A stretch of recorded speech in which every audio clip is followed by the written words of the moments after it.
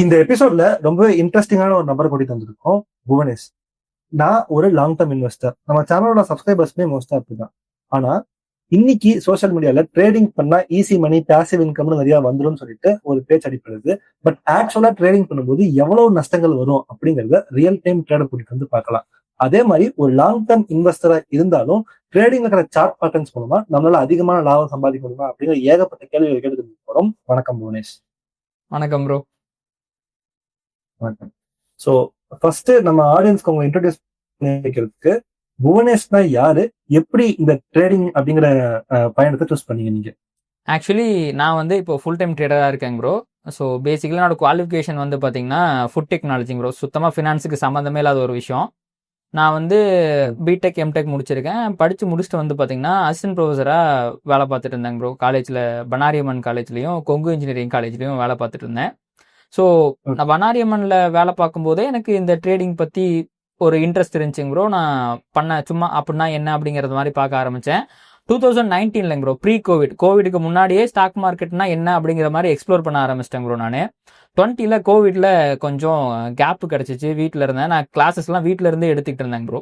அப்போ வந்து பார்த்தீங்கன்னா எனக்கு கொஞ்சம் ஃப்ரீ டைம் கிடச்சிது. அப்போனா இன்னும் கொஞ்சம் எக்ஸ்ப்ளோர் பண்ணி பார்க்கலாமே அப்படின்ட்டு ஸ்டாக் மார்க்கெட்னா என்ன அப்படிங்கிறத பற்றி நான் வந்து எக்ஸ்ப்ளோர் பண்ண ஆரம்பித்தேன் ப்ரோ. ஸோ அப்படி தான் வந்து இந்த ஜேர்னி அப்படிங்கிறது ஸ்டார்ட் ஆச்சுங்க ப்ரோ. எடுத்த உடனே வந்து பார்த்தீங்கன்னா நான் உடனே ஸ்டாக் மார்க்கெட்டுக்குலாம் வரலைங்க ப்ரோ. முதல்ல வந்து இந்த பைனரி ஆப்ஷன்ஸ்னு இருக்குங்க ப்ரோ. அந்த பிளாட்ஃபார்ம் வந்து ஐக்யூ ஆப்ஷன்ஸ்னு நினைக்கிறேன். ஸோ அதில் வந்து பார்த்தீங்கன்னா எஸ்ஆர்னோ நம்ம அதாவது மார்க்கெட் வந்து ஒரு 5 மினிட்ஸுக்குள்ளே மார்க்கெட் மேலே போகுமா கீழே போகுமா அப்படிங்கிறத நம்ம ப்ரெடிக்ட் பண்ணணும். நம்ம நினச்சது நடந்துருச்சுன்னா பணம் டபுள் ஆயிரும், இல்லைனா மொத்தமாக போயிடும். ஸோ 50-50 ப்ராபபிலிட்டி இருக்க மாதிரியான ஒரு விஷயம் ப்ரோ. இன்னுமே அதெல்லாம் இருக்குங்க ப்ரோ. அதெல்லாம் செபியால பேன் பண்ணப்பட்டாலுமே இன்னும் நிறையா இந்த ஐக்யூ ஆப்ஷன் மாதிரி ஏகப்பட்ட ஆப்புகள் வந்து உருட்டிக்கிட்டு தான் இருக்காங்க. அதில் தெரியாமல் போயிட்டு நான் வந்து முதல்ல 1000 ரூபா லாஸ் பண்ணிட்டேங்க ப்ரோ. அது பண்ணும்போதே தெரிஞ்சிருச்சு. ஒரு 2-3 ட்ரேட் பண்ணாங்க ப்ரோ ஆக்சுவலி. ஸோ அந்த 1000 ரூபா ஒரே ட்ரேடில் பண்ணல. நான் 100 ரூபா லாஸ், 200 ரூபா லாஸ் அப்படிங்கிற மாதிரி ஒரு வாரத்தில் அந்த 1000 ரூபா வந்து நான் லாஸ் பண்ணேன். அது பண்ணதுக்கப்புறம் வந்து பார்த்தீங்கன்னா சரி ஓகே இது தப்பாக இருக்கே, இது சரியாக எப்படி பண்ணுறது அப்படின்ட்டு திருப்பி யூடியூப்லேயே அப்படியே நிறையா வீடியோஸ் பார்க்க ஆரம்பிச்சேங்க ப்ரோ. அப்போது இந்த பைனரி ஆப்ஷன்ஸுங்கிறது கொஞ்சம் டஃப்பாக இருக்குது, கஷ்டமாக இருக்குது. எனக்கு லீகலாக இருக்கிற மாதிரியும் தெரில, கேம்பிளிங் மாதிரி இருக்குது. அப்படி இல்லாமல் ப்ராப்பராக ஸ்டாக் மார்க்கெட்டை எப்படி கற்றுக்கிறது? ஆமாங்க ப்ரோ, கிட்டத்தட்ட பெட்டிங் மாதிரி தான் வச்சுக்கோங்களேன். அப்போ ப்ராப்பராக வந்து ஸ்டாக் மார்க்கெட் எப்படி கற்றுக்கிறது அப்படின்னு பார்க்கும்போது நம்ம வந்து என்எஸ்சியில் ட்ரேட் பண்ணுறது தான் கரெக்டு. பைனரி ஆப்ஷன்ஸுங்கிறது என்எஸ்சி கிடையாதுங்க ப்ரோ. அது வந்து அன்ரிஜிஸ்டர்ட் ஆப் மூலமாக பண்ணுறது. காயின்ஸில், கிரிப்டோ காயின்ஸில் பண்ணலாம், இந்த கரன்சி பேர்ஸில் பண்ணலாம், அந்த மாதிரி பண்ணுறதுங்க ப்ரோ. ஸோ அதுக்கப்புறம் தான் வந்து சரி இது ப்ராப்பராக கற்றுக்கலான்ட்டு ஸ்டாக் மார்க்கெட்டுக்குள்ளே வந்தாங்க ப்ரோ. ஸோ அந்த 1000 ரூபா நான் பண்ண லாஸ் தான் வந்து இவ்வளோ தூரத்துக்கு என்ன வந்து கொண்டு வந்து விட்டுருக்குன்னு சொல்லலாம். மேபி அந்த 1000 ரூபா லாஸ் நான் வந்து இனிஷியலாக பண்ணாமல் இருந்ததுன்னா இந்த அளவுக்கு வந்திருப்பேனா அப்படின்னு கூட தெரிலைங்க ப்ரோ எனக்கு. ஓகே. சோ இது எப்படி உங்களை யூடியூப் வரைக்கும் எடுத்துட்டு வந்துச்சு? ஆனா யூடியூப்புங்கிறது இப்போ ரீசெண்டாக ஸ்டார்ட் பண்ணதாங்க ப்ரோ. ஆக்சுவலி வந்து எனக்கு வந்து இந்த ஃபினான்ஸ் பற்றி பேசிக்கான விஷயம் என்னென்னா, இந்த ரிச் டேட் புவர் டேட் இது எனக்கு வந்து புக் படிக்கிறது ரொம்ப கஷ்டமான ஒரு விஷயம் ப்ரோ. நான் ஆடியோ புக்ஸ் கேட்டிருக்கேன்.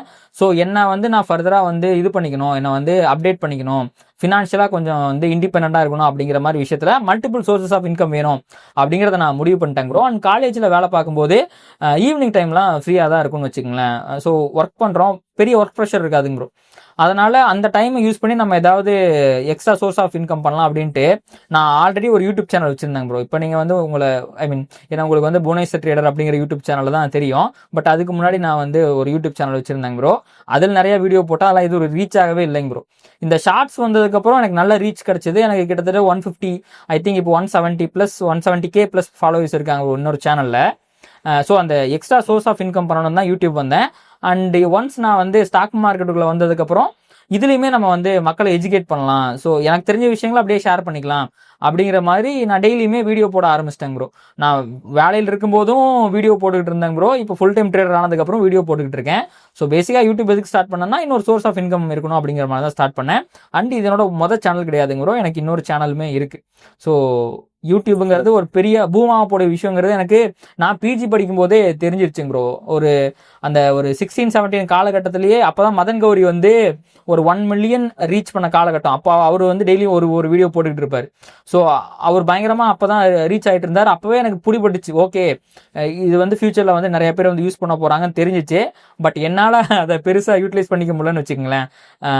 ரீச் ஆகாம அதோட அல்காரிதம் தெரியாம சும்மா டெய்லி ஒரு வீடியோ ஏதோ ஒன்று போடுவோம் அப்படிங்கிற மாதிரி போட்டு அதை கிராக் பண்ணி அது அல்காரிதம் புரிஞ்சுக்கிட்டு அதை எப்படி பண்ணணுங்கிறதெல்லாம் புரிஞ்சுக்கிட்டு ஒரு சேனலை வந்து ஒரு நல்ல லெவலுக்கு கொண்டு போறதுக்கே ரொம்ப டைம் ஆயிடுச்சுங்க ப்ரோ. பட் இப்போ ட்ரேடிங் வந்ததுனால அந்த சேனலை பெருசா ஃபோக்கஸ் பண்ற முடியல இல்லைங்க ப்ரோ. அதனால இதுல மட்டும் ஃபோக்கஸ் பண்ணி இதுல பண்ணிட்டு இருக்கேன் ப்ரோ நான். Okay, nice bro. இப்ப ட்ரேடிங்ல இது வரைக்கும் நீங்க பண்ணதுலயே ஹையஸ்ட் அமௌண்ட் ஆஃப் லாஸ் அப்படின்னு எதை சொல்லுவீங்க? அண்ட் அந்த லாஸ் பண்ணதுக்கு அப்புறம் உங்களுடைய ட்ரேடிங் பயணம், அதுக்கு முன்னாடி இருந்த புவனேஷ் அதுக்கப்புறமா இருந்த புவனேஷ் எப்படி மாறுபட்டது? அந்த ட்ரேடிங் அது லாஸ்ல இருந்து நீங்க என்ன புரிஞ்சுக்கிட்டீங்க அப்படின்னு? ஆக்சுவலி இந்த ஓகே ஆக்சுவலி ப்ரோ லாஸை பொறுத்த வரைக்கும் இந்த லாஸை நான் வந்து 2 டைப்பா சொல்லுவேங்க ப்ரோ. ஃபர்ஸ்ட் டைப் என்ன அப்படின்னு பாத்தீங்கன்னா, இந்த ட்ரேடிங்கை கத்துக்கிறதுக்காக நான் பண்ண லாஸ். அந்த 1000 ரூபாய் லாஸ் உங்கள்ட்ட சொன்ன பாத்தீங்களா, 1000 ரூபாய் லாஸ் வந்து ஃபர்ஸ்ட் லாஸ். அதுக்கப்புறம் கத்துக்கிறதுக்காக இன்னொரு 10,000 ரூபாய் போட்டு பண்ணேன், அது லாஸ் ஆயிருச்சு. அதுக்கப்புறம் 25,000 ரூபாய் போட்டு பண்ணேன், அது லாஸ் ஆயிருச்சு. ஸோ இது வந்து ஒரு ஃபர்ஸ்ட் 3 ஃபேஸுங்க ப்ரோ. 1000 ரூபாய், 10,000 ரூபாய், 25,000 ரூபாய், இது இப்படி லாஸ் ஆச்சுங்களா. அதுக்கப்புறம் வந்து பாத்தீங்கன்னா கொஞ்சம் கான்ஃபிடன்ஸ் வந்துச்சு. ட்ரேடிங்ல லாஸே வந்துட்டு இருக்காது ப்ரோ, ப்ராஃபிட் அப்பப்போ வரும். நான் வந்து இந்த கொரோனாக்கு அப்புறம் வந்து பாத்தீங்கன்னா 2020க்கு அப்புறமா ஒரு 21 வாக்குலாம் வந்து செமையான புல் மார்க்கெட்டிங் ப்ரோ. எந்த ஸ்டாக் வாங்கினாலும் மார்க்கெட் மேல தான் போகும். ஸோ அப்போ வந்து ஒரு 10,000 5,000 இந்த மாதிரி கேபிட்டல் வச்சு பண்ணிட்டு இருந்த காலகட்டத்தில் கன்சிஸ்டண்டா நான் வந்து ப்ராஃபிட் பண்ண ஆரம்பிச்சேன் ப்ரோ. ஒரு மாசத்துக்கே என்னோட கேபிட்டலே வந்து ஒரு 20,000 ரூபா இருக்குன்னா 50% ரிட்டர்ன் வந்துருங்க ப்ரோ. 10,000 ரூபா வந்துடும். ஏன்னா வாங்கி வச்ச ஸ்டாக் எல்லாம் ஆமாங்க ப்ரோ. 10,000 ரூபா 20,000 ரூபா இருக்குன்னா ஒரு 50% ஒரு மாசத்துலயே எடுக்கிற அளவுக்கு வந்துடும். நான் ஸ்விங் ட்ரேடிங் தான் பண்ணிட்டு இருந்தேன். வாங்கி வச்ச ஸ்டாக்லாம் ஸ்மால் கேப்ல தான் நான் மோஸ்ட்லி பண்ணுவாங்க ப்ரோ. எக்குதப்பா ஏறும். ஒரே நாள்ல 10% அப்பர் சர்க்கியூட்லாம் அடிக்கும்லாங்க ப்ரோ. ஸோ 10% 20% அந்த மாதிரி ஸ்டாக்ஸ் நான் ட்ரேட் பண்ணிட்டு இருந்தேன். அதுக்கும் பிரைஸ் ஆக்ஷன் பேட்டர்ன் வச்சு தான் பண்ணிட்டு இருந்தாங்க ப்ரோ. எல்லா நாளும் அடிக்காது, பட் சம்டைம்ஸ் அடிக்கும் போது நல்ல ப்ராஃபிட் வரும்னு வச்சுங்களேன். அந்த மாதிரி நான் வந்து பண்ணிட்டு இருந்தேன் ப்ரோ. அகைன் சாரி இன்க்ளூட் பண்றதுக்கு, பிரைஸ் ஆக்ஷன் சொன்னீங்கல்ல, எங்க ஆடியன்ஸுக்கும் எனக்குமே இதுவே என்னன்னு தெரியாது. நீங்க இது கொஞ்சம் இதுவுமே கொஞ்சம் பெட்டரா. ஸோ இப்போ இன்வெஸ்டிங் அப்படிங்கும்போது நீங்க பிரைஸுங்கிறத வெறுமனே பார்ப்பீங்க ப்ரோ. எப்படின்னா எப்பவுமே இன்வெஸ்டிங் பொறுத்த வரைக்கும் நம்ம வந்து லோல வாங்கி ஹைல விற்கணும் அப்படிங்கும்போது சீப்பரா இருக்குன்னு சொல்லுவீங்க பாத்தீங்களா. வேல்யூ ரொம்ப கம்மியா இருக்கு, இந்த ஸ்டாக்கோட வேல்யூ அதோட பொட்டன்ஷியல் ரொம்ப அதிகம், பட் பிரைஸ் ரொம்ப கம்மியா இருக்கு. ஸோ இப்போ வாங்கும்போது நமக்கு ஃபியூச்சர் பொட்டன்ஷியல் அதிகமா இருக்குன்னு சொல்லுவீங்களா. ஸோ ட்ரேடிங்லும் கிட்டத்தட்ட அதே கான்செப்ட் தாங்க வரும். நம்ம பிரைஸ், அதாவது பிரைஸை நீங்க வந்து வேல்யூவை பார்த்து வாங்குவீங்க, நான் பிரைஸை மட்டும் பார்த்து வாங்குவாங்க ப்ரோ.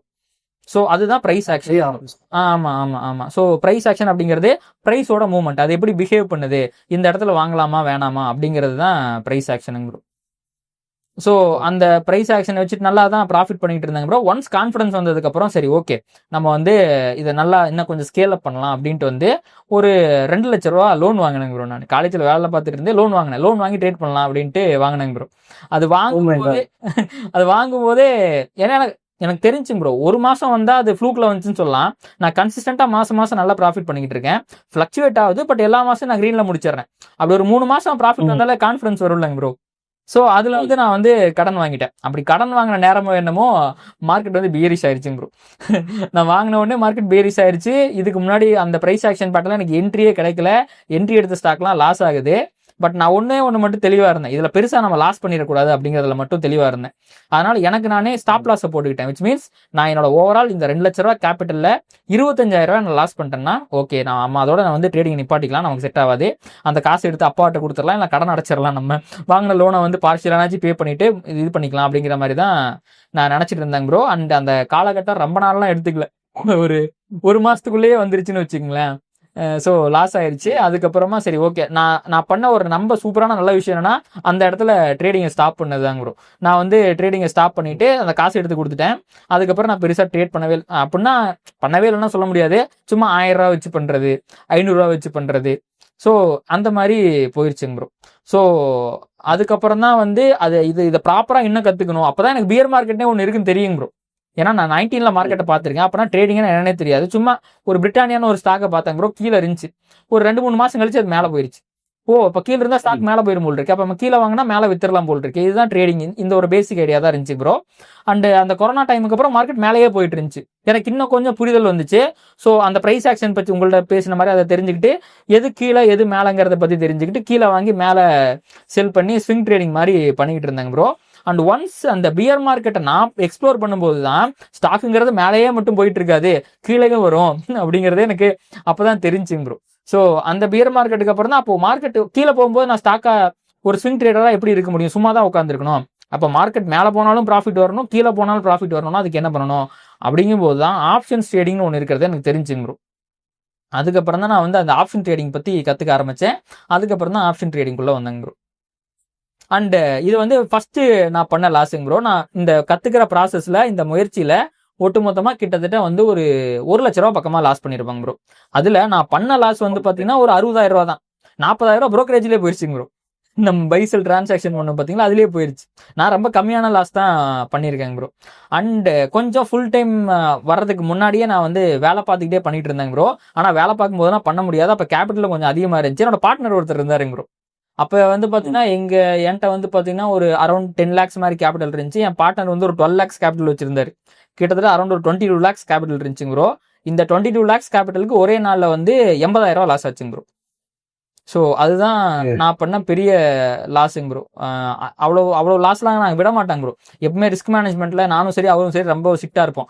ப்ராஃபிட் பண்ணனாலும் பரவாயில்ல, கேபிட்டல் விட்டுறக்கூடாது. ஏன்னா ஹியூஜ் கேபிட்டலுங்க ப்ரோ. சின்ன கேபிட்டல்னா வந்து நம்ம 10,000 ரூபா போனா போயிட்டு போகுது, இல்லை 1 லட்ச ரூபா கூட போனா போயிட்டு போகுதுன்னு சம்பாதிச்சுக்க முடியுங்க ப்ரோ. ஆனால் அது ஒரு 20 லட்சம் அப்படிங்கும்போது அது போனா போயிட்டு போகுது சம்பாதிக்க முடியுங்கிறது இருக்காதுங்க ப்ரோ. நாங்கள் ரிஸ்க் மேனேஜ்மெண்ட்ல சரியா இருப்போம். உங்களுக்கு மேபி ஆப்ஷன் ட்ரேடிங் பற்றி எந்த அளவுக்கு எனக்கு தெரியும்னு தெரியலைங்க ப்ரோ. பயங்கரமான ஸ்பைக்ஸ் இருக்கும், நிறைய மேனிப்புலேஷன் அங்கே நடக்கும். நான் வந்து பேசிக்கலாக கேபிட்டல் அதிகமாக இருந்ததுனால ஆப்ஷனை வந்து செல் பண்ணி வச்சிருந்தேங்க ப்ரோ. வழக்கமாக ஆப்ஷனை செல் பண்ணணும் அப்படின்னா ஸ்டாப் லாஸ் போட்டுருக்கேன். முக்கியமாகவே ட்ரேடிங்னா ஸ்டாப் லாஸ் போடணும். நான் இன்ட்ராடே தான் இன்ட்ராடே பொசிஷனல் ரெண்டுமே பண்ணிட்டு இருந்தேங்க ப்ரோ. அன்னைக்குன்னு பார்த்து எங்கள் கெட்ட நேரமோ என்னமோ நான் ஸ்டாப் லாஸ் போடாமல் விட்டேன். ஒரு பயங்கரமான ஸ்பைக்குங்க ப்ரோ. அது வந்து ஃபின் நிஃப்டி எக்ஸ்பைரிங் ப்ரோ. அன்னைக்கு எக்ஸ்பைரி டேங்க ப்ரோ. அந்த ஃபின் நிஃப்டி எக்ஸ்பைரி வந்து பார்த்தீங்கன்னா ஒரு 5 மினிட்ஸ்ல வந்து பார்த்தீங்கன்னா கிட்டத்தட்ட 1% மேலே ஃபின் நிஃப்டி மேலே ரேலி ஆயிடுச்சுங்க ப்ரோ. ஸோ அந்த ட்ரேடுக்கு நாங்கள் வச்சிருந்த ஸ்டாப் லாஸ் வந்து பார்த்தீங்கன்னா ஆக்சுவலி வந்து ஓவராலாக 10K ப்ரோ. ஆனால் நாங்கள் பண்ணது வந்து 80K. ஸோ அதுதான் வந்து பெரிய லாஸ். 8 மடங்கு அதிகமாக லாஸ் வந்துச்சுங்க ப்ரோ. ஆனாலுமே அந்த மாசத்தை முடியும் போது நாங்கள் கிரீன்ல தான் முடிச்சோம். எங்க 2 பேர்த்து அக்கௌண்ட்லுமே கிரீன்ல தான் முடிஞ்சு. ஏன்னா losses are part and parcel of the trading. As an இன்வெஸ்டரா உங்களுக்கு வந்து நீங்க பெருசா லாஸே பார்த்துருக்க மாட்டீங்க. ஏன்னா நம்ம எப்படி இருந்தாலும் அதை ப்ராஃபிட்ல தான் வெளியே வரும். பட் ட்ரேடிங்கிறது டிஃப்ரெண்ட் மைண்ட் செட்டிங் ப்ரோ. அதை பாசிட்டிவா முடிப்போங்கிற நம்பிக்கைலாம் இல்லைங்க ப்ரோ. பட் மார்க்கெட் வந்து ஒரு நல்ல ஆப்பர்ச்சுனிட்டி கொடுத்துச்சு. அதனால எப்படியோ அதை பெரிய ப்ராஃபிட்லாம் இல்லைங்க ப்ரோ. பட் 80K லாஸ்ல இருந்து ஒரு மாசத்தை ப்ராஃபிட்ல முடிக்கிறது அப்படிங்கிறது அந்த ஒரு சுச்சுவேஷன்ல பெரிய விஷயமா இருந்துச்சு. அண்ட் அதுதான் மிகப்பெரிய கான்ஃபிடன்ஸை கொடுத்துச்சுங்க ப்ரோ. இவ்வளவு பெரிய அமௌண்ட் லாஸ் பண்ணாலுமே நம்ம மீண்டு வர முடியும், ப்ராஃபிட் பண்ண முடியும் அப்படிங்கிற கான்ஃபிடன்ஸை கொடுத்துச்சுங்க ப்ரோ. ஸோ இதுதான் நான் பண்ண பெரிய லாஸுங்க ப்ரோ. அதுக்கப்புறம் வாழ்க்கையில நான் வந்து ஸ்டாப் லாஸ் போடாம ட்ரேடே எடுக்கிறது இல்லைங்க ப்ரோ. ஓகே, அப்ப கிட்டத்தட்ட நீங்க இந்த ஒரு 1 மந்த் சேலரியே வந்து ஒரே நாள்ல போன கதையெல்லாம் உங்களுக்கு நான் அந்த டைம்ல என்னோட சேலரி வந்து 80K எல்லாம் இல்லைங்க ப்ரோ. அரௌண்ட் ஒரு 35K அந்த ரேஞ்சில தான் இருந்துச்சுங்க ப்ரோ. என்னோட கிட்டத்தட்ட ஒரு 3 மாசம் சம்பளத்தை ஒரே நாள்ல விட்டுருக்கேங்க ப்ரோ. ஓகே, அதே மாதிரி லாசஸும் அப்படி வருதுன்னு வச்சுங்களேன், ப்ராஃபிட்டும் அதே மாதிரி வருங்க ப்ரோ. ஸோ ரெண்டுமே இருக்கும். என்னோட 1 மாசம் சேலரி ஒரே நாள்ல நான் சம்பாரிச்சிருக்கேன். Okay, nice. இப்ப நீங்க இங்க ஆப்ஷன்ஸ் ட்ரேடிங்னு சொல்லும்போது நான் முக்கியமா நோட் பண்ண ஒரு விஷயம் என்ன அப்படின்னா, செபி சைட்ல இருந்து என்ன சொல்றாங்க அப்படின்னா 90% ஆஃப் ட்ரேடர்ஸ் வந்து லாஸ் தான் பண்றாங்க. ஆக்சுவலா நான் என்ன நினைச்சிட்டு இருந்தேன், ட்ரேடிங் அதனால 90% ஆஃப் ட்ரேடிங் பண்றவங்க லாஸ் தான் பண்றாங்க. அப்புறம் தான் கரெக்டட் வெர்ஷன் பார்த்தேன். ஆப்ஷன்ஸ்ல ட்ரேடிங் பண்றவங்கல 90% ஆஃப் ட்ரேடர்ஸ் தான் லாஸ் பண்றாங்க அப்படிங்கிறது எனக்கு தெரிய வந்துச்சு. ஸோ இதை பத்தி நீங்க என்ன நினைக்கிறீங்க? அண்ட் இந்த மாதிரி ட்ரேடிங் பண்றவங்களுக்கு நீங்க என்ன அட்வைஸ் சொல்லணும்னு? ஆக்சுவலிங்க ப்ரோ அது 95% ப்ரோ. செபி சொன்ன விஷயம் வந்து 90 கிடையாது, 95. அது வந்து ரீட்டைல் ட்ரேடர்ஸ் தாங்க ப்ரோ. ஸ்பெசிஃபிக்கா ரீட்டைல் ட்ரேடர்ஸ், உங்களை மாதிரி என்ன மாதிரி இருக்க ரீட்டைல் ட்ரேடர்ஸ். மார்க்கெட்ல வந்து பாத்தீங்கன்னா 3 kinds ஆஃப் பார்ட்டிசிபென்ட்ஸ் இருக்காங்க ப்ரோ. ஒன்னு வந்து FII, foreign institutions bro. Second type வந்து பாத்தீங்கன்னா DII, டொமஸ்டிக் இன்ஸ்டிடியூஷன்ஸ். அடுத்து ரீட்டைல் ட்ரேடர்ஸ். 3 பேர் தான் ட்ரேட் பண்ணிட்டு இருக்கோம். ஸோ அதுல வந்து பாத்தீங்கன்னா இந்த ரீட்டைல் ட்ரேடர்ஸ் தான் 95% லாஸ் பண்றாங்க. ஸோ இப்போ நீங்க புரோக்கர் நீங்களுமே டிமேட் அக்கௌண்ட் வச்சிருப்பீங்க, உள்ள போனாலே ஒரு டிஸ்கிளைமரோட தான் உள்ள போகும். 95% of the people are doing, பணத்தை லாஸ் பண்றாங்க, ஆவரேஜ் 50,000 லாஸ் பண்றாங்க. நீங்க வந்து ட்ரேடிங் பண்றீங்களோ இல்லையோ, இந்த சினிமா தேட்டர்ல போடுவாங்க பாத்தீங்களா, உங்களுக்கு நான் தான் முகேஷ் விளம்பரம் மாதிரி, இதுக்குள்ள போகும்போதே வந்து லாஸ் தான் அப்படின்னு சொல்லி தான் வந்து உங்களை உள்ளே அலோவ் பண்ணுவாங்க. நீங்க ட்ரேடிங் பண்ணலனாலும் இன்வெஸ்ட் பண்ணாலும் சொல்லி தான் அலோவ் பண்ணுவாங்க ப்ரோ. ஸோ நிறைய பேர் லாஸ் தான் பண்ணிக்கிட்டு இருக்காங்க. அதற்கு முக்கியமான காரணம் என்னன்னா கிரீடு தான் ப்ரோ. ரெண்டாவது ஆப்ஷன் பையிங் பண்றதுனால தான் நிறைய பேர் லாஸ் பண்றாங்க ப்ரோ. மைண்டை கண்ட்ரோல் பண்ண முடியாதுங்க ப்ரோ. இப்போ எப்படின்னா நீங்க வந்து ஒரு சும்மா ஒரு ஆப்ஷன் பை பண்றதுக்கு 10,000 ரூபா தான், ஒரு லாட் பை பண்றதுக்கு 10,000 ரூபா தான் ஆகும் ப்ரோ. அது நீங்க பை பண்ணி உங்க லக் அடிச்சதுன்னு வச்சுக்கோங்களேன், நீங்க வந்து திங்கக்கிழமைக்கு வெள்ளிக்கிழமைக்கு வாங்குறீங்க, ஒரு மார்க்கெட் நல்ல ட்ரெண்டிங் மூவ் கொடுத்துச்சுன்னா அந்த 10,000 ரூபா 1 லட்ச ரூபா அந்த தேர்ஸ்டே அன்னைக்கு மாறுறதுக்கு கூட வாய்ப்பு இருக்குங்க ப்ரோ. ஸோ 10,000 20,000 மாறிச்சுனாலே உங்களுக்கு வந்து 100x ப்ராஃபிட்டுங்க ப்ரோ. அது 1 லட்சமா மாறுதுன்னு வச்சுக்கோங்களேன், கிட்டத்தட்ட ஒரு 500x 600xக்கு மேல ரிட்டர்ன்ஸ் வர்றதுக்கான ப்ராபபிலிட்டி இருக்குங்க ப்ரோ. அதை அந்த மாதிரி ஒரு ட்ரேட் அவங்க பார்த்துருவாங்க. நிறைய பேர் லாஸ் பண்றது காரணம் என்னன்னா, அந்த 10,000 ரூபா போட்டு 20,000 25,000 ஒரு ட்ரேட்ல அவங்க எடுத்துருவாங்க. அதை அவங்க பார்த்துட்டாங்கன்னு வச்சுக்கோங்களேன், அதுக்கப்புறம் அவங்களால சும்மா இருக்க முடியாது. என்னால் இதை ஒரு டைம் எடுக்க முடிஞ்சுல்ல, அப்போ நான் எல்லா டைமும் இதை எடுக்க முடியும் அப்படிங்கிற மாதிரி பண்ணிக்கிட்டே இருப்பாங்க ப்ரோ. ஆனால் மார்க்கெட்டுக்கு டைமென்ஷன்ஸ் இருக்கு. ஸோ எல்லா டைமும் மார்க்கெட் ட்ரெண்ட் ஆகாதுங்க ப்ரோ. சைட்வேஸ் மார்க்கெட்ல அவங்க போட்ட 10,000 ஒரே நாளில் -8,000 அப்படின்னு ஆயிரும். ஸோ இந்த கிரீடை கண்ட்ரோல் பண்ண முடியாம தான் ஓவர் ட்ரேடிங் பண்ணி எமோஷனல் ஒழுங்காக கண்ட்ரோல் பண்ண முடியாம அண்ட் ப்ராப்பரான கேபிட்டல் இல்லாம இப்போ ப்ரோ நான் வந்து 80,000 ஒரு நாள் லாஸ் பண்ணேன்னு சொன்னேன் பார்த்தீங்களா, என்னோட 22 லட்ச ரூபா கேபிட்டலுக்கு 80,000 ரூபா போச்சு. ஸ்டில் என்கிட்ட 21 லட்ச ரூபா கேபிட்டல் இருந்துச்சுங்க ப்ரோ. அதனால என்னால் அதை ரெக்கவர் பண்ண முடிஞ்சு. அன்னைக்கு நான் 80,000க்கு பதிலாக 8 லட்சமோ 10 லட்சமோ லாஸ் பண்ணிதான் வச்சுங்களேன், என் கான்ஃபிடென்ட் அவுட், அவ்வளோதான். அதுக்கப்புறம் என்னால் அதை ரெக்கவர் பண்ணியிருக்கிறதே மிகப்பெரிய விஷயமா போயிடும்.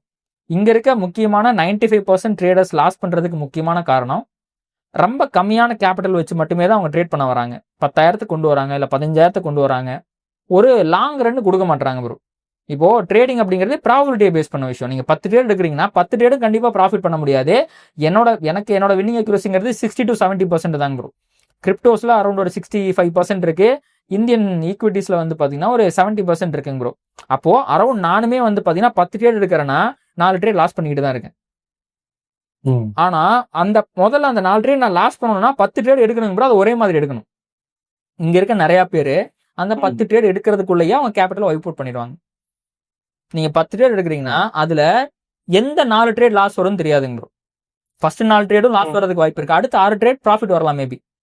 அப்படி இல்லையா, எனக்கு ஃபர்ஸ்ட் 6 ட்ரேட் ப்ராஃபிட் வந்துட்டு அடுத்த 4 ட்ரேட் லாஸ் வரலாம். ஸோ இது இல்ல நடுவில் 2 ட்ரேட லாஸ் வரலாம். அது அந்த காம்பினேஷன் எப்படி வேணா வரலாங்க ப்ரோ. ஆனா அதுக்கு முதல்ல ஒருத்தங்க 10 ட்ரேட் எடுக்கணும்.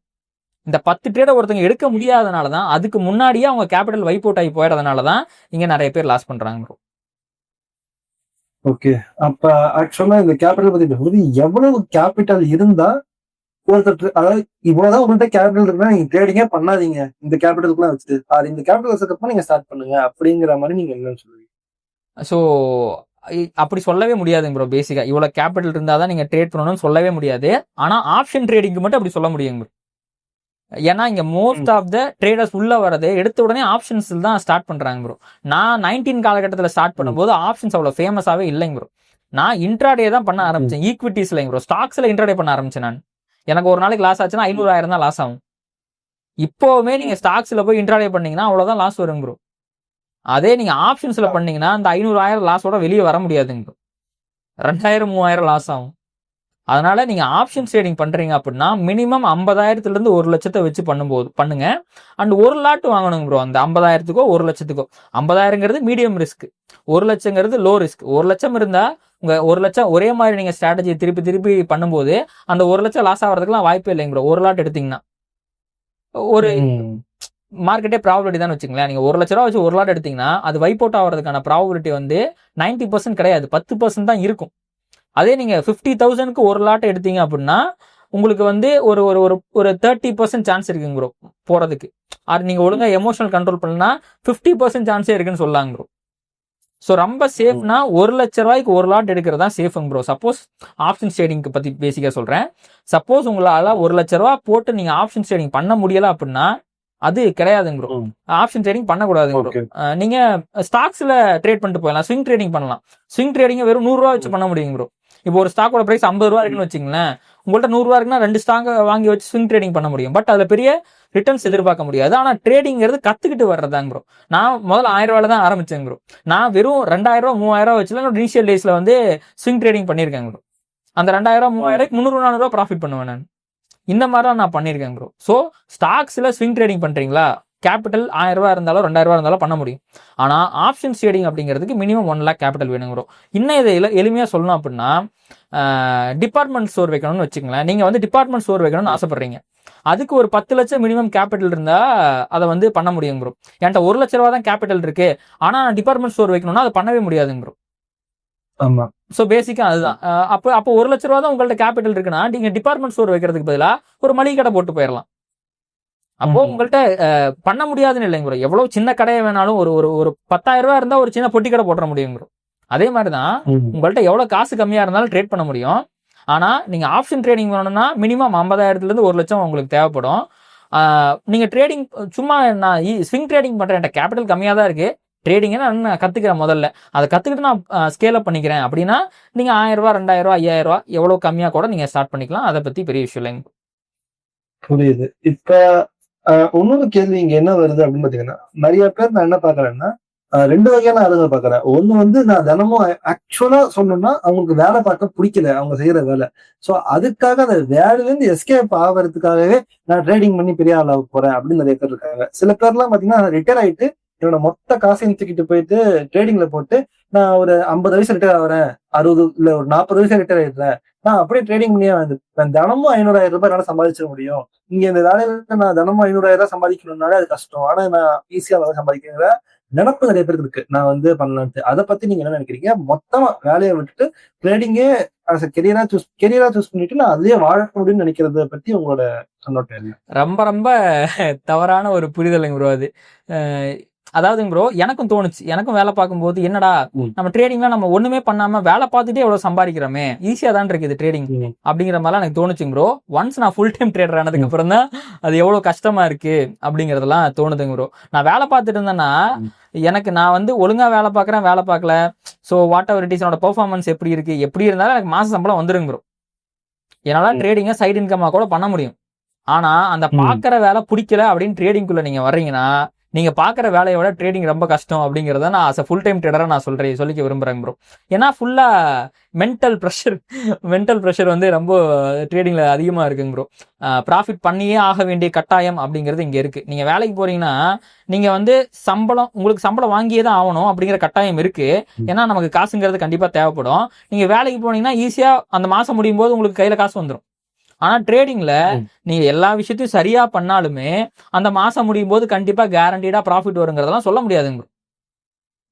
அதனால நீங்க வேலை பிடிக்காம ஒரு ட்ரேடிங்குள்ள வரீங்கன்னா இதுல முதல்ல ட்ரேடிங் உங்களுக்கு பிடிக்கணுங்க ப்ரோ. இதுல நீங்க கன்சிஸ்டன்டா ப்ராஃபிட் பண்ணணும், அதுக்கப்புறம் நீங்க வரணும்.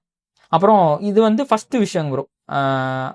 ரெண்டாவது வந்து பாத்தீங்கன்னா, இந்த நான் ரிட்டையர் ஆகிட்டு வர்றேன், இல்லை ஹவுஸ் ஒய்ஃபா இருக்கவங்க நிறைய பேர் வந்து ட்ரேடிங் கற்றுக்கணும்னு ஆசைப்படுறாங்க ப்ரோ. நான் வீட்டில் இருக்கேன், எனக்கு வந்து இப்போ பெருசாக எனக்கு வேலைக்கு போக பிடிக்கல, வீட்டில இருந்தே ஒரு வேலை பார்க்கணும்னு ஆசைப்படுறேன், அதுக்கு நான் ட்ரேடிங் ஒரு ஆப்ஷனாக சூஸ் பண்ணுறேங்கிற மாதிரியும் சொல்கிறாங்க ப்ரோ. அண்ட் அப்படி ப்ராஃபிட்டாக பண்ணிட்டு இருக்கவங்க நிறைய பேரும் இருக்காங்க ப்ரோ. ஹவுஸ் ஒய்ஃபாக இருந்துட்டு பண்ணுறவங்களும் இருக்காங்க. 50+ மேலே ரிட்டையர் ஆகிட்டு ட்ரேடிங் பண்ணவங்களும் இருக்காங்க ப்ரோ. யார் வேணா இங்கே ட்ரேடிங் பண்ணலாங்க ப்ரோ இங்கே. ஆனால் எல்லாத்துக்குமே லேர்னிங் கர்வ் அப்படிங்கிறது மாறுங்க ப்ரோ. எல்லாத்தாலையுமே எடுத்த ஒரு வருஷத்துல ட்ரேடிங் கத்துக்கணும் அப்படிங்கிறது கிடையாதுங்க ப்ரோ. வெறும் ஒரே மாசத்துல ட்ரேடிங் கத்துக்கிட்டு பயங்கரமா ப்ராஃபிட் பண்ணவங்க எல்லாம் இருக்காங்க ப்ரோ. அதே மாதிரி இப்ப நான் வந்து ப்ராஃபிட்டபிள் ட்ரேடர் ஆகிறதுக்கு எனக்கு 4 வருஷம் ஆச்சுங்க ப்ரோ. நான் 19ல ஸ்டார்ட் பண்ணேங்க ப்ரோ. நான் வந்து 23ல தான் ப்ராஃபிட் பண்ண ஆரம்பிக்கிறேன். ஸோ நான் வந்து பாத்தீங்கன்னா 24க்கு மேலதான் வந்து ஃபுல் டைம் ட்ரேடர் ஆகுறாங்க ப்ரோ. நான் ப்ராஃபிட் பண்ண ஆரம்பிச்சு ஒரு வருஷம் கன்சிஸ்டன்டா ப்ராஃபிட் பண்ண ஆரம்பிச்சதுக்கு அப்புறம் தான் எனக்கு கான்ஃபிடன்ஸ் வந்து, எனக்கு கேபிட்டலும் வந்து அதுக்கப்புறம் தான் நான் விடுறேங்க ப்ரோ. என்கிட்ட ஸ்டூடெண்டா சேர்ந்த ஒருத்தரோட ஸ்டோரி நான் சொல்றேன் ப்ரோ. அவர்கிட்ட என்கிட்ட ஷேர் பண்ணியிருக்காரு. என்ன விஷயம்னா, அவர் பேர் நான் சொல்ல விரும்பல. அவர் வந்து ட்ரேடிங் ஸ்டார்ட் பண்ணியிருக்காருங்க ப்ரோ. அவரோட மாச சம்பளம் ஐ திங்க் 5,000 நினைக்கிறேன், கம்மியான மாச சம்பளம் தான். ட்ரேடிங் பண்ண ஸ்டார்ட் பண்ணியிருக்காரு. ஏதோ ஒரு நாள் ஏதோ ஒரு ஆப்ஷன் பையிங் பண்ணி அந்த 5,000 30,000 மாத்திட்டாரு.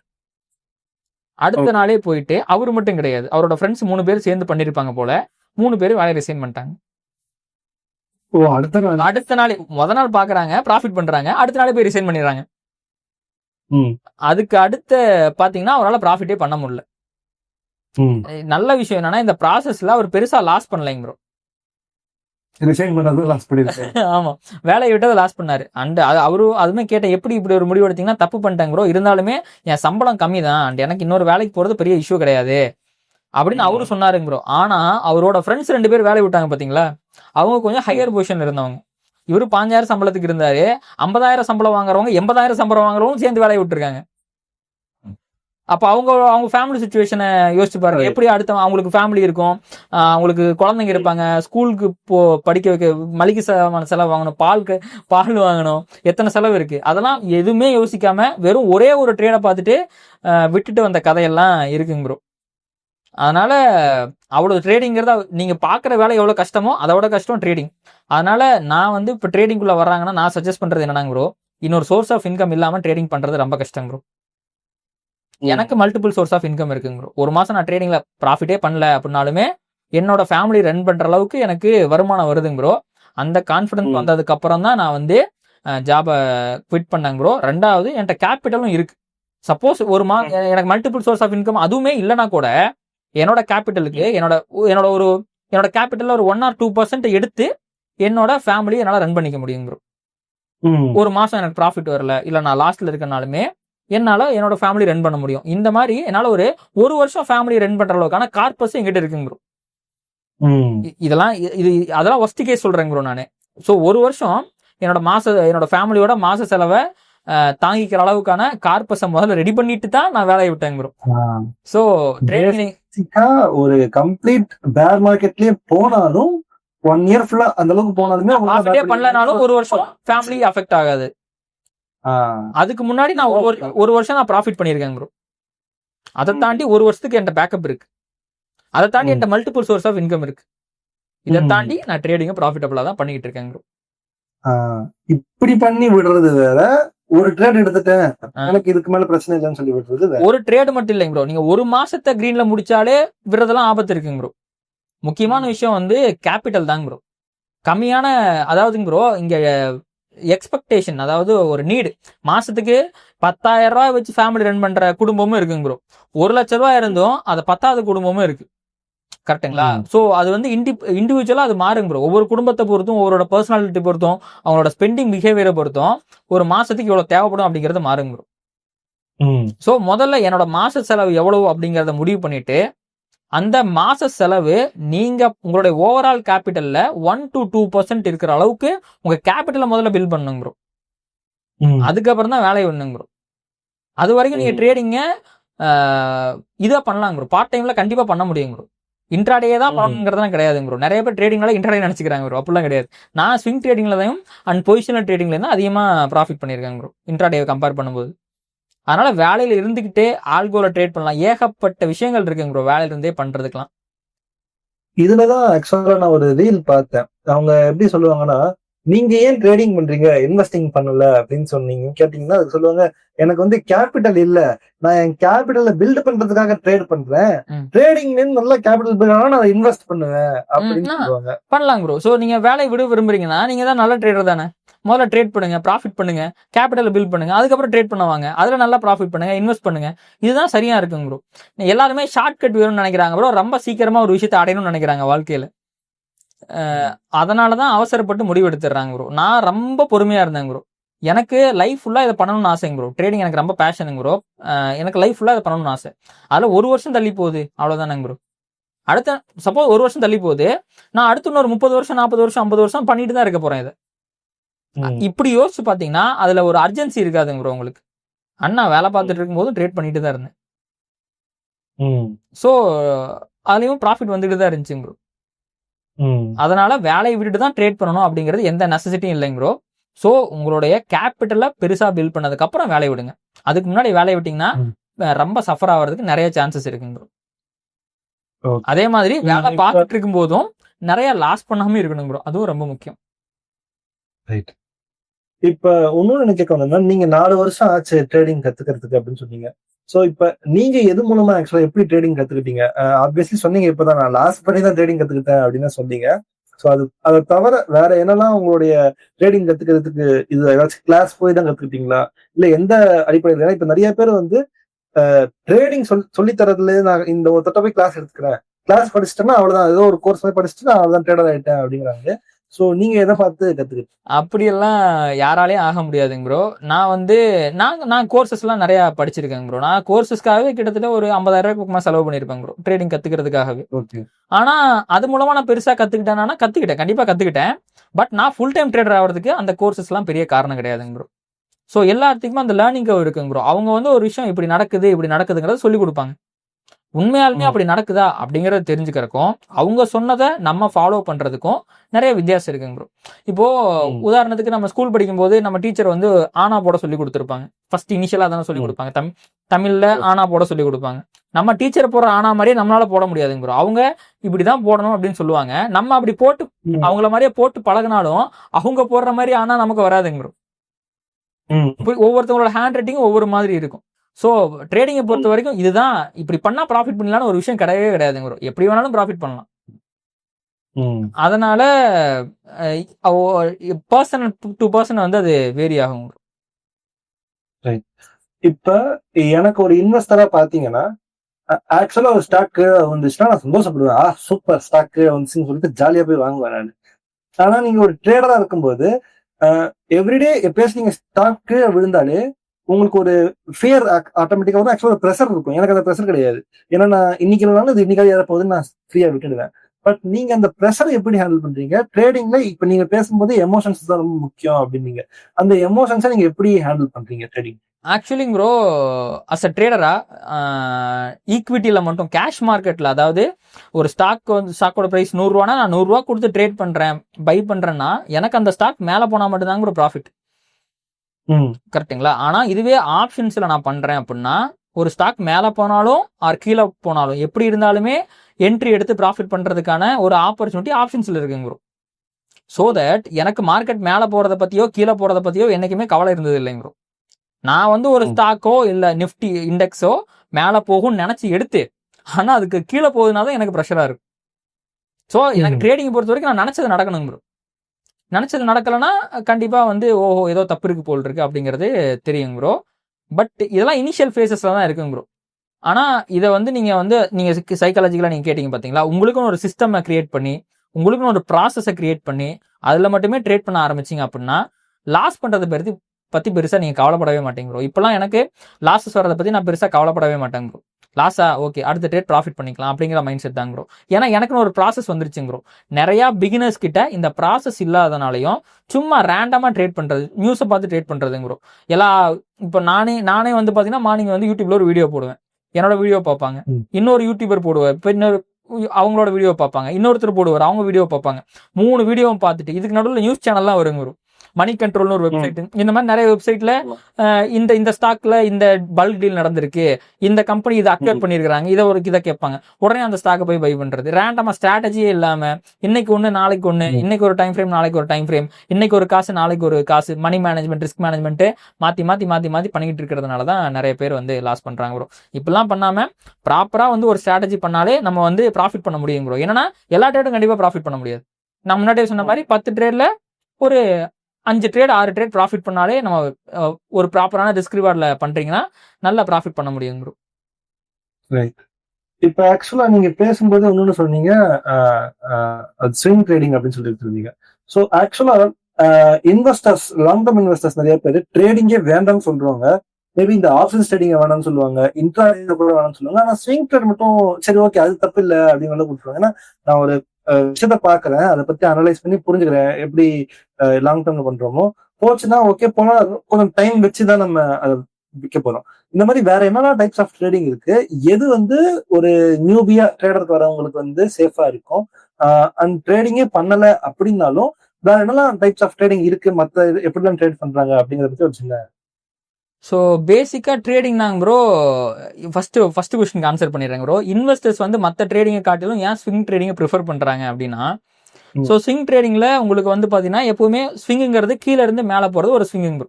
ப்ரைஸ் 100 ரூபாயிலிருந்து 120 ரூபாய்க்கு போகுதுன்னா அது ஒரு ஸ்விங்கு.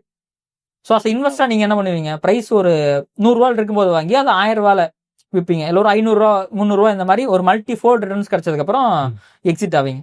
ஸ்விங் ட்ரேடிங்ல அதே கான்செப்ட் தான் ப்ரோ. இதுல நீங்க ரொம்ப நாள் ஹோல்டு பண்ணாம ரொம்ப கம்மியான டைம் ஹோல்டு பண்ற மாதிரி இருக்கும், பட் நல்ல ரிட்டர்ன்ஸ் எடுக்க முடியும் ப்ரோ. அதுக்கு நீங்க எப்படி அஸ் அ இன்வெஸ்டரா நீங்க ஃபண்டமெண்டல் அனாலிசிஸ் பண்ற மாதிரி அஸ் அ ட்ரேடரா டெக்னிக்கல் அனாலிசிஸ் பண்ணி இந்த ஸ்டாக் வந்து இப்ப கீழே இருக்கு, நம்ம மேல போனா அது வித்தரலாம் அப்படின்னு வாங்குறீங்க.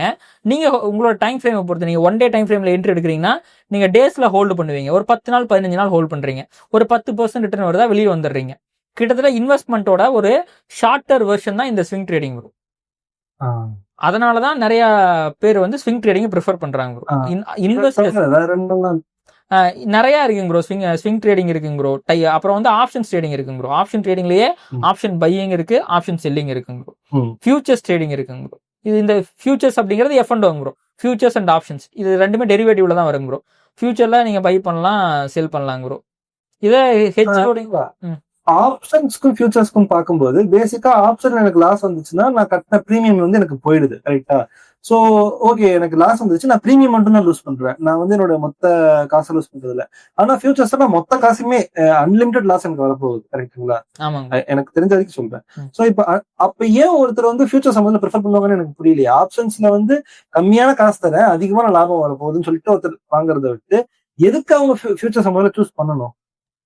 இது ஒரு நல்ல கேள்விங்க ப்ரோ. இதுக்கு வந்து வரலாற்றை நம்ம கொஞ்சம் திருப்பி பார்க்கணும் ப்ரோ. எதுக்காக இந்த ஃபியூச்சர்ஸ் அண்ட் ஆப்ஷன்ஸ் வந்து உருவாக்கப்பட்டது அப்படின்னு பார்க்கணும் ப்ரோ. ஸோ இந்த ஸ்டோரி வந்து நான் ரொம்ப ஷார்ட்டாக சொல்கிறேங்க ப்ரோ. பழங்காலத்தில் ஒரு 1760s 1600களில் வச்சுக்கோங்களேன், 600கள் 700களில் யூரோப்லைங்க ப்ரோ ஆலிவ் சீசன் வரும்போது ஆலிவ் பழங்கள்லாம் நிறையா வருங்க ப்ரோ. ஒரு இன்டெலிஜென்ட்டான ஒருத்தர் இருந்திருக்கிறாரு. அவர் வந்து என்ன கணிச்சிருக்கிறாருன்னா, அந்த வருஷம் ஆலிவோட சீசன் நிறைய அந்த ஆலிவ் கனிகள்லாம் வரும், அந்த ஆலிவ் பழங்கள்லாம் நிறைய காய்க்கும் அப்படிங்கிறத அவர் கணிச்சிருக்கிறாரு. அதை அவர் என்ன பண்ணியிருக்காருன்னா, ஒரு 6 மாசம் முன்னாடியே ப்ரோ அந்த இப்போ ஆயில்ங்கிறதே வந்து அதை ப்ரெஸ் பண்ணி எண்ணெய் எடுக்கிறது தான் ப்ரோ. அந்த ஆயிலோட பர்பஸே எண்ணெய் எடுக்கிறது தான். அவரு அந்த ஆயில் வந்து அதை போய் வாங்காம அந்த எண்ணெயை அரைக்கிற மிஷினை போய் ஒட்டுமொத்தமா வாங்கிட்டாருங்க ப்ரோ. ஓகேங்களா? அப்போ அந்த விவசாயிகள் எல்லாருமே அவங்களுக்கு வந்து அதை எண்ணெய் அரைக்கணும் அப்படின்னா அதுக்கு ஒரே சோர்ஸ் இவர் தான் இருந்துச்சு. ஏன்னா ஒரு 10 பேர்த்திட்டு தான் லீஸ்ல வாங்கிட்டாரு. அப்போ அந்த ஆஃப் சீசன்ல அந்த மிஷின்லாம் அவங்க சும்மா வச்சிருக்காங்க.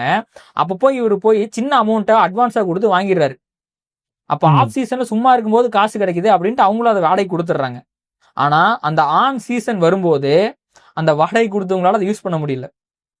அப்ப அந்த பெனிஃபிட் ஃபுல்லா அவரு வந்து அறுவடை பண்றாரு. அவரு சொல்றதுதான் விலை அதை அரைக்கிறதுக்கு. சோ பெரிய காசு பண்றாருங்க.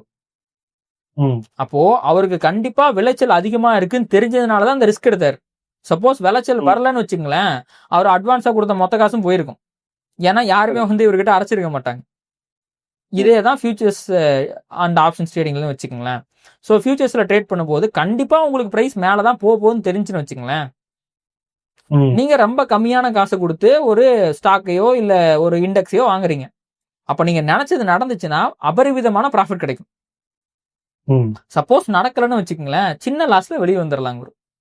ஸோ ஆப்ஷன்ஸ் ஃபியூச்சர்ஸ் ரெண்டுமே ஒண்ணுதாங்க ப்ரோ. ஸோ ரெண்டுமே டெரிவேட்டிவ் தாங்க ப்ரோ. இப்போ ரிலையன்ஸ்ங்கிற ஒரு ஸ்டாக் இருக்குன்னு வச்சுக்கோங்களேன், அதுக்கு ஆப்ஷன்ஸ்லயும் நீங்க ட்ரேட் பண்ண முடியும், ஃபியூச்சர்ஸ்லயும் நீங்க ட்ரேட் பண்ண முடியும் ப்ரோ. 2 ஆப்ஷன்ஸ் கொடுக்குறாங்க அவங்க. இது என்னன்னா ஃபியூச்சர்ஸ் அப்படிங்கிறது உங்களுக்கு அதிகமான கேபிட்டல் தேவைப்படும் ப்ரோ. இப்போ ரிலையன்ஸோட ஒரு ஸ்டாக்கை வாங்குறதுக்கு உதாரணத்துக்கு ஐ திங்க் இப்போ ரிலையன்ஸோட விலை வந்து ஒரு 1600களில் 700களில் இருக்குங்க ப்ரோ. ஒரு ஸ்டாக் வாங்குறதுக்கு 1700 ரூபா வேணும் உங்களுக்கு. இதே ரிலையன்ஸோட 1700 கால் ஆப்ஷனையோ புட் ஆப்ஷனையோ வாங்குறதுக்கு உங்களுக்கு ஒரு 10,000 இருந்து 15,000 ரூபா இருந்தா போதும் ப்ரோ. அது டேஸை பொறுத்து சேஞ்ச் ஆகும் ப்ரோ. இதுவே நீங்க ஒரு ஃபியூச்சரை வாங்குறீங்க அப்படின்னா உங்களுக்கு கிட்டத்தட்ட 1.5 லட்சம் ரூபா தேவைப்படும். உங்களுக்கு வந்து இருக்கிற கேபிட்டலை வச்சு டிப்ளாய் பண்றதுக்கு 2-3 ஆப்ஷன்ஸ் இருக்குங்க ப்ரோ. நீங்க ஸ்டாக்காவும் வாங்கலாம். ஸ்டாக்கை 2ஆ பிரிச்சிடுறாங்க ஸ்பெகுலேட்டிவ் பர்பஸ்க்காக. எப்படி மழை வருது, எனக்கு மழை வரப்போகுதுன்னு கண்டிப்பா தெரிஞ்சிச்சுன்னா நான் ஒரு பயிரை சரியான பருவத்துல பயிர் செய்யறேன், பயங்கரமான அறுவடை பண்றேன். கிட்டத்தட்ட ஸ்பெகுலேஷன் வச்சுக்கலாமே. ஆடி மாசம் வந்து விதை விதைச்சா நல்லா பயிர் விளையும், நல்லா மகசூல் வரும்லாம் சொல்லுவாங்க ப்ரோ. ஆடி பட்டம் தேடி விதைலாம் சொல்லுவாங்கல்ல. ஸோ ஆடியில கண்டிப்பா வந்து வரும்னு தெரியும் போது கரெக்டா அவங்க விதைக்கிறாங்க, அதை அறுவடை பண்றாங்க. அதே மாதிரி தான் வரும். கண்டிப்பா உங்களுக்கு ஒரு விஷயம் நடக்குன்னு ஸ்பெகுலேட் பண்ணிட்டீங்கன்னா நீங்க அதை எவ்வளவு வந்து பொட்டன்ஷியலா யூஸ் பண்ணிக்க முடியும், அதுல இருந்து எவ்வளவு பெனிஃபிட்டை கெயின் பண்ணிக்க முடியும் அப்படிங்கிறதுக்கு தான் இந்த ஆப்ஷன்ஸும் ஃபியூச்சர்ஸும் இருக்குங்க ப்ரோ. அதுல கம்மியான கேபிட்டல் இருக்கவங்க ஆப்ஷன்ஸ்ல பையோ செல்லோ பண்ணிக்க முடியும். கொஞ்சம் அதிகமான கேபிட்டல் இருக்கவங்க ஃபியூச்சர்ஸ்ல பண்ணிக்க முடியும் ப்ரோ. ஸோ ஃபியூச்சர் பண்றதுக்கு ஒரு லாட்டை வாங்குறதுக்கு இண்டெக்ஸா இருந்தாலும் ஸ்டாக்காக இருந்தாலும் மோர் தென் லேக் தேவைப்படும் ஒரு லாட்டுக்கு. ஆனா அவங்க லீவரேஜ் கொடுப்பாங்க ப்ரோ, 5x கொடுப்பாங்க லீவரேஜ். ஃபியூச்சர்ஸ்ல 5x வரும், ஆப்ஷன்ஸ்லயும் வரும் ப்ரோ, லீவரேஜோட தான் வரும். பட் உங்களுக்கு கம்மியான கேபிட்டல் தேவைப்படும். ஓகே, 10k ஆப்ஷன்ஸை விட ஃபியூச்சர்ல வந்து பெரிய கேமா இருக்கும் ஃபியூச்சர்ஸ்ங்கிறது. ஆமாங்க ப்ரோ. ஸோ பெரிய கேமா இருக்கும். ப்ராஃபிட்லாம் பயங்கரமா வரும் ப்ரோ. ஃபியூச்சர்ஸ்ல ஈக்குவலா லாஸ் வரும். நீங்க சரியா பண்ணல அப்படின்னா. ஓகே. அடுத்து இன்னொன்னு என்ன கேட்க வந்தேன்னா, நம்ம வந்து புரோக்கரேஜ் நீங்க ஸ்டார்டிங்ல சொல்லியிருந்தீங்க. புரோக்கரேஜ்ல 40,000 ரூபாய் கிட்ட நான் இழந்திருப்பேன். ஆமா ஆமா ஆமா. ஸோ இப்ப எனக்கு ஒரு நார்மலா ஒரு இன்வெஸ்டரா பாத்தீங்க அப்படின்னா, ஒரு ஸ்டாக் வாங்குறதுக்கு ஆக்சுவலா ஃப்ரீ. இப்ப சில இடங்கள்ல வந்து ₹2 மட்டும் சார்ஜ் பண்றாங்க. ஸ்டாக் ஒரு ஸ்டாக்னு இல்ல. நான் ஒரு டெலிவரி ஃப்ரீ தான் ப்ரோ. மோஸ்ட்லி டெலிவரி எல்லா நிறைய ஃப்ரீயா தான் கொடுக்குறாங்க. அதாவது சில பேர் மட்டும் ₹2 வரைக்கும் மேக்ஸிமமே அவ்வளவுதான் பண்றாங்க. நான் ரொம்ப ஒரு நாள் கழிச்சு வித்தாலுமே ரொம்ப நாள் கழிச்சு வித்தாலுமே கிட்டத்தட்ட எனக்கு ஒரு ₹20 தான் டிபி சார்ஜஸ் மட்டும் தான் கட்டுறேன். புரோக்கரேஜ்ங்கிறது கட்டுறது இல்ல, ஏஎம்சி மட்டும் தான் கட்டுறேன். பட் நான் எனக்கு தெரிஞ்ச ஒரு ட்ரேடர் வந்து ஆபீஸ்ல இருக்கிற ஒருத்தர் வந்து என்ன பண்றாரு அப்படின்னா, கால்குலேஷன்ஸ்ல போட்டுப்பாரு. நான் வந்து ஒரு ஸ்டாக் வாங்குறேன், இப்போ ₹1000 ஒரு ஸ்டாக் வாங்குறேன் அப்படின்னா முதல் ₹60, இப்ப ₹1060 போச்சுனாலே இன்னும் ₹60 வராது. ஏன்னா புரோக்கரேஜுக்கே அந்த ₹60 போயிடும். அதுக்கு மேல இருக்கிறது தான் வந்து என்னோட ப்ராஃபிட்ங்கிற மாதிரி பண்ணுவாங்க. சோ இப்ப ₹100ல போனாலும் அதே பிரச்சனை ₹60 அப்படிங்கிறப்ப 60% வந்துடும். இப்ப ₹1000 பாத்தீங்கன்னா 6% கிட்ட புரோக்கரேஜுக்கு மட்டுமே போற மாதிரி இருக்கும். சோ எவ்வளவு காசு எவ்ரி ட்ரேடுக்கு நீங்க புரோக்கரேஜுக்கு மட்டுமே அலோகேட் பண்ற மாதிரி இருக்கும். அது புரோக்கர் சேஞ்ச் ஆகுமா? நீங்க எப்படி அலோகேட் பண்ணுவீங்க? இவ்வளவு ரூபாய் எனக்கு புரோக்கரேஜ் மட்டுமே, புரோக்கரேஜ் டாக்ஸ் இதை தவிர long term short term capital gain stocks வரை நீங்க கட்டுற மாதிரி இருக்கும் வருஷம். அதெல்லாம் மைனஸ் பண்ணி எவ்வளவு வரும் ப்ரோ? நான் வந்து ப்ராஃபிட் மட்டும் தான் கணக்குல வைப்பேன் ப்ரோ. ஸோ நீங்க வந்து ஒரே ஒரு லாட்ல ஃபியூச்சர்ஸோ ஆப்ஷன்ஸோ பண்றீங்கன்னா தான் புரோக்கரேஜை பத்தி பெருசா கவலை பண்ணுங்க ப்ரோ. ஒரு லாட்ல பண்றீங்கன்னா புரோக்கரேஜ் ₹20 ப்ரோ. பைக்கு ₹20, செல்லுக்கு ₹20, ₹40 ப்ரோ. டாக்ஸஸோட சேர்த்து ₹50 வந்துடும் ப்ரோ. ஒரு லாட்டுக்கு ₹50 இருந்து ₹55 ரேஞ்சுக்கு வந்துருங்க ப்ரோ. அதுவும் இப்ப வேற இன்க்ரீஸ் பண்ணிட்டே போறாங்க. ஆனா நீங்க ஒரு ட்ரேட்ல ப்ராஃபிட் பண்றீங்கன்னு வச்சுக்கோங்களேன். ஒரு ஒரு ஒரு ₹500 ப்ராஃபிட் பண்றீங்கன்னா அது ₹55 போச்சுன்னா ₹450 உங்களுக்கு ப்ராஃபிட் வரும் ப்ரோ. அதுக்கு நீங்க டிப்ளாய் பண்ணக்கூடிய ஆக்சுவல் கேபிட்டல் அப்படிங்கறது ஆப்ஷன்ஸா இருந்துச்சுன்னா ₹10,000 தாங்க ப்ரோ. ₹10,000 நான் ₹500 எடுக்கிறேன். அதுல ₹50 புரோக்கரேஜ் கட்டுறேன்னா அது பெரிய விஷயமா இருக்காதுங்க ப்ரோ. ஒன்ஸ் நம்ம ப்ராஃபிட்டபிளா இருந்தோம்னா என்னைக்குமே புரோக்கரேஜ் ஒரு காஸ்ட் ஆஃப் கன்சர்னா இருக்கவே இருக்காதுங்க ப்ரோ. லாஸ் பண்ணும்போது தான் எனக்கு புரோக்கரேஜ் பெரிய விஷயம். நான் ₹40,000 புரோக்கரேஜ் மட்டும் கட்டினா அது 3 வருஷம் சேர்த்து கட்டினதுங்க ப்ரோ. நான் ஒரே ட்ரேட்ல நிறைய கட்ட மாட்டேன், ஒரே மாசத்துல நிறைய கட்ட மாட்டேன் ப்ரோ. அக்குமுலேட் ஆகி அது பெருசா ஒரு அமௌண்ட்டா நான் சொல்றேங்க ப்ரோ. ஸோ ஆப்ஷன் இப்போ நீங்க ₹1,00,000 ஒரு லாட் எடுக்கிறீங்கன்னு வச்சுங்களேன். நான் சொல்ற ப்ராப்பரான பொசிஷன் சைசிங் ஆப்ஷன்ஸுக்கு ₹1,00,000 ஒரு லாட். நீங்க பையரா இருந்தாலும் சரி, செல்லரா இருந்தாலும் சரி, நான் சஜஸ்ட் பண்றது ₹1,00,000 ஒரு லாட் தான். அப்படி பண்றீங்கன்னா ₹1,00,000 நீங்க பே பண்ற புரோக்கரேஜ் ₹55.